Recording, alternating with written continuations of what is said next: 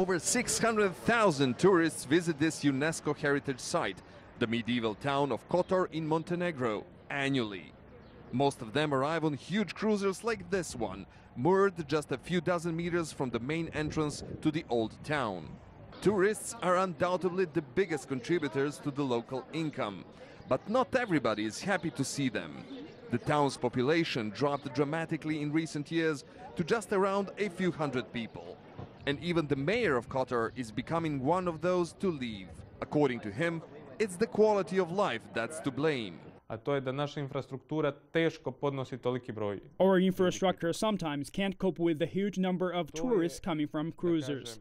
It is Kotor's cancer. We don't have developed infrastructure, and sometimes our town is in a state of collapse, particularly when, for instance, 3 or 4 cruisers dock at the same time here. And during summer months, this is a daily occurrence. Kotor alone provides more than 10% of Montenegro's entire tourism income. But environmentalists question if it is worth it, considering the damage cruisers inflict on the local ecosystem. We have no equipment to deal with potential cruiser-related disasters. We don't have our dock. We have nothing. There is not even a tugboat that can take these huge cruisers out of trouble, or if any of them is stuck or broken. There is nothing even if there's an oil spill. Nobody's thinking about those contingencies. And one such disaster happened just a few years ago in Kotor Bay. This YouTube video shows a huge cruiser that used all of its thrusters trying to release itself after running aground.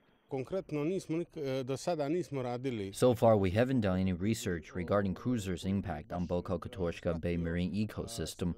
But what is obvious to us is that when those cruisers drop their huge anchors, they totally obliterate that part of the seabed. Also, when they turn around, since this is a narrow bay, their propellers destroy all the marine life sucked and caught up into their vortex. Here are people from Institute of Maritime Biology, and they are monitoring the scientific parameters of Kotor Bay ecosystem changes. The cruiser's impact is yet to be scientifically quantified.